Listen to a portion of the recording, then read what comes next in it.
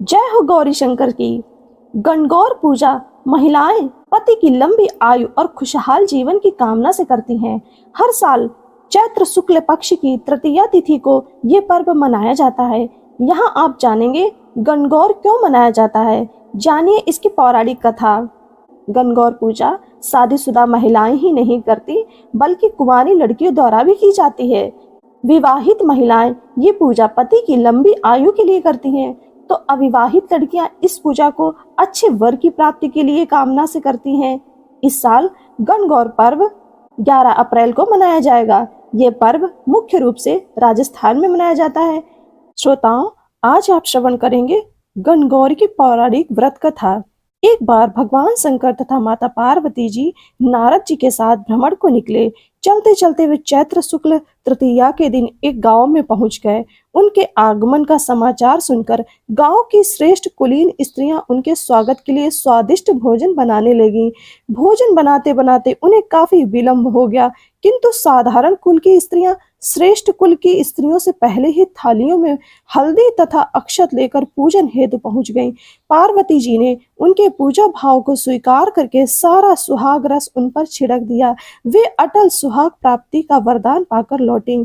तत्पश्चात उच्च कुल की स्त्रियां अनेक प्रकार के पकवान लेकर गौरी जी और शंकर जी की पूजा करने पहुंची। सोने चांदी से निर्मित उनकी थालियों में विभिन्न प्रकार के पदार्थ थे।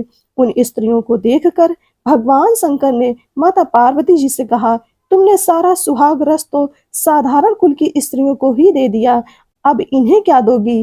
पार्वती जी ने उत्तर दिया, प्राणनाथ, आप इसकी चिंता मत कीजिए। उन स्त्रियों को मैंने केवल ऊपरी पदार्थों से बना रस दिया है, इसलिए उनका रस धोती से रहेगा, परंतु मैं इन उच्च कुल की स्त्रियों को अपनी उंगली चीरकर अपने रक्त का सुहाग रस दूंगी।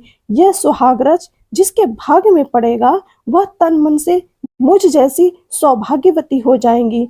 जब स्त्रियों ने पूजन समाप्त कर दिया, तब माता पार्वती ने अपनी उंगली चीरकर उन पर रक्त छिड़क दिया। जिस पर जैसा छींटा पड़ा उसने वैसा ही सुहाग पा लिया।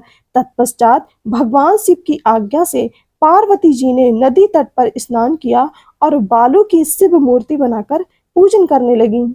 पूजन के बाद बालू के पकवान बनाकर शिव जी को भोग लगाया। प्रदक्षिणा करके नदी तट की मिट्टी से माथे पर तिलक लगाकर 2 कण बालू का भोग लगाया। इतना सब करते करते पार्वती को काफी समय व्यतीत हो गया। काफी देर बाद जब वे लौटकर आईं, तो महादेव जी ने उनसे देर से आने का कारण पूछा। उत्तर में पार्वती जी ने झूठ ही कह दिया कि वहां मेरे भाई भावज आदि मायके वाले मिल गए थे, उन्हीं से बातें करने में देर हो गई। परंतु महादेव तो महादेव ही थे, वे कुछ और ही लीला रचना चाहते थे। अतः उन्होंने पूछा, पार्वती, तुमने नदी के तट पर पूजन करके किस चीज का भोग लगाया था और स्वयं कौन सा प्रसाद खाया था। स्वामी, पार्वती जी ने पुनः झूठ बोल दिया। मेरी भावज ने मुझे दूध भात खिलाया, उसे खाकर मैं सीधी यहाँ चली आ रही हूँ। यह सुनकर शिव जी भी दूध भात खाने की लालच में नदी तट की ओर चल दिए। पार्वती जी दुविधा में पड़ गईं।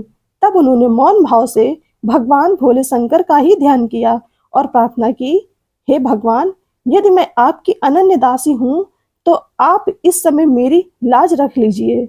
यह प्रार्थना करती हुई पार्वती जी भगवान शिव के पीछे पीछे चलती रहीं। उन्हें दूर नदी के तट पर माया का महल दिखाई दिया। उस महल के भीतर पहुंचकर वे देखती हैं कि वहां शिव जी के साले तथा शैलज आदि सब परिवार उपस्थित हैं। उन्होंने गौरी शंकर का भावभीना स्वागत किया। वे 2 दिनों तक वहां रहे। तीसरे दिन पार्वती जी ने शिव से चलने के लिए कहा, पर शिव जी तैयार न हुए। वे अभी और रुकना चाहते थे। तब पार्वती जी रूठकर अकेली ही चल दी। ऐसी हालत में भगवान शिव जी को पार्वती के साथ चलना पड़ा। नारद जी भी साथ चल दिए। चलते चलते वे बहुत दूर निकल आए। उस समय भगवान सूर्य अपने धाम पश्चिम को पधार रहे थे। अचानक भगवान शंकर पार्वती जी से बोले, मैं तुम्हारे मायके में अपनी माला भूल आया हूँ। ठीक है, मैं ले आती हूँ, पार्वती जी ने कहा और जाने को तत्पर हो गई। परंतु भगवान ने उन्हें जाने की आज्ञा न दी और इस कार्य के लिए ब्रह्मपुत्र नारद जी को भेज दिया। परंतु वहां पहुंचने पर नारद जी को कोई महल न नजर आया। वहां तो दूर दूर तक जंगल ही जंगल था जिसमें हिंसक पशु विचर रहे थे। नारद जी वहां भटकने लगे और सोचने लगे कि कहीं वे किसी गलत स्थान पर तो नहीं आ गए। मगर सहसा ही बिजली चमकी और नारद जी को शिव जी की माला एक पेड़ पर टंगी हुई दिखाई दी। नारद जी ने माला उतार ली और शिव जी के पास पहुंचकर वहां का हाल बताया।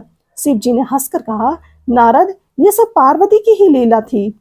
इस पर पार्वती बोली, मैं किस योग्य हूँ। तब नारद जी ने सिर झुकाकर कहा, माता, आप पतिव्रताओं में सर्वश्रेष्ठ हैं। आप सौभाग्यवती हैं, समाज में आदि शक्ति हैं। यह सब आपके पतिव्रत का ही प्रभाव है। संसार की स्त्रियां आपके नाम स्मरण मात्र से ही अटल सौभाग्य प्राप्त कर सकती हैं और समस्त सिद्धियों को बना तथा मिटा सकती हैं। तब आपके लिए ये कर्म कौन सी बड़ी बात है। महामाये, गोपनीय पूजन अधिक शक्तिशाली तथा सार्थक होता है। आपकी भावना तथा चमत्कार पूर्ण शक्ति को देखकर मुझे बहुत प्रसन्नता हुई। मैं आशीर्वाद रूप में कहता हूँ कि जो स्त्रियां इसी तरह गुप्त रूप से पति का पूजन करके मंगल कामना करेंगी, उन्हें महादेव जी की कृपा से दीर्घायु वाले पति का ससर्ग मिलेगा। शिव जी और माता पार्वती का आशीर्वाद आप सब पर बना रहे। आप सभी का जीवन मंगलमय हो। जय हो गौरी शंकर जी की।